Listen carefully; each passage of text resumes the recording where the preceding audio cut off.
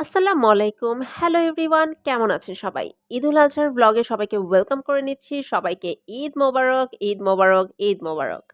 হ্যাঁ, আজকের ব্লগটার শুরুটা অনেকটা এভাবেই হয়েছে। আমি বের হয়ে গিয়েছি। আমি নিচে নামতেছি। আমি আমার ফুফু শাশুড়ির বাসায় চলে এসেছি। সেখান থেকেই নামছি।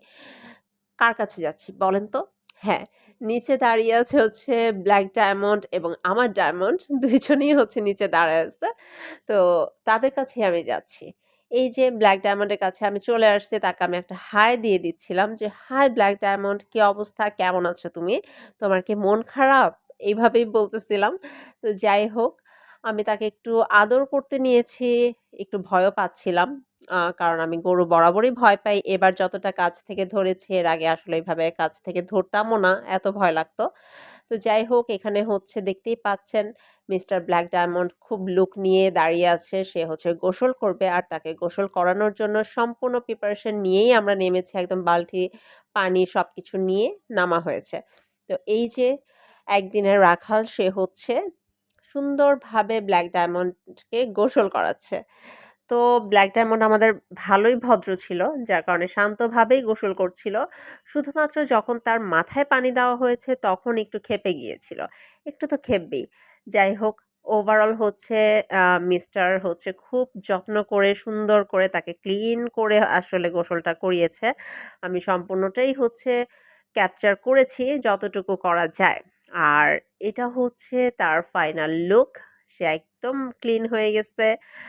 দেখতেই পাচ্ছেন পুরা পরিপাটি লাগতেছে। মাশাআল্লাহ, মাশাআল্লাহ অনেক সুন্দর লাগতেছে।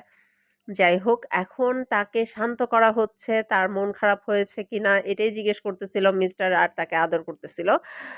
এখন আসলে ফাইনাল প্রসেস, তাকে চলে যেতে হবে।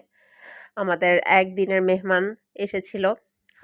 যাই হোক, এখন আল্লাহর হুকুমে সে চলে যাচ্ছে আল্লাহর কাছে।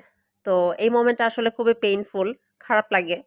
এই কারণে আমি এই সময়টা একেবারেই কাছে যাই নাই। এটা শিবলু ভাইয়া ক্যাপচার করে দিয়েছে। আসলে আমার হাসব্যান্ড প্লাস তার আশপাশের মানুষগুলো অনেক বেশি সাপোর্টিভ। ভিডিওর ক্ষেত্রে আমাকে অনেক বেশি হেল্প করে। এজন্য হাসব্যান্ডকে অবশ্যই থ্যাংক ইউ। তো এখানে কসাই ভাইয়ারা খুব সুন্দরভাবে যত্ন করে যেভাবেই করানো যায় চেষ্টা করে সুন্দরভাবে প্রসেসটা করছে। তারা খুবই এক্সপার্ট ছিল, খুব দ্রুত প্রসেসটা করে ফেলেছে। তো আল্লাহর হুকুমে আমাদের ব্ল্যাক ডায়মন্ডও কোরবানি হয়ে গেছে। তো আপনাদের সবার দোয়া, ভালোবাসা সবসময়ই সাথে রাখবেন। এখানে দেখতেই পাচ্ছেন দুষ্টামি তো চলতেছিলই। আমার জামাই একটু ভয়ও মনে হয় পাচ্ছিল, জানি না আমি। সে দূর থেকে পানি দিচ্ছে, এই করছে, সেই করছে। যদিও সে পরবর্তীতে কাছে গিয়েছে। আমি তো আসলে এই সিচুয়েশন গুলো দেখতে অনেক ভয় পাই। আমার মতো আর কে আছেন অবশ্যই কমেন্টসে বলবেন। দেন আ দেখতেই পাচ্ছেন একদম ফাইনাল প্রসেস হয়ে গেছে। আলহামদুলিল্লাহ, আল্লাহর নামে কোরবানি দেওয়া হয়ে গেল। আর এই মাংসটা দিয়েছে একটা আন্টি রান্না করে নিয়ে এসেই গরম, গরম হাঁড়িটা আমাকে দিয়ে বলতেছে, "হাঁড়িটা আমি যেন খাই।" আর এখানে আমার বান্ধবী মানে আম্মি, আমার দাদি শাশুড়ি, সে বসে আছে।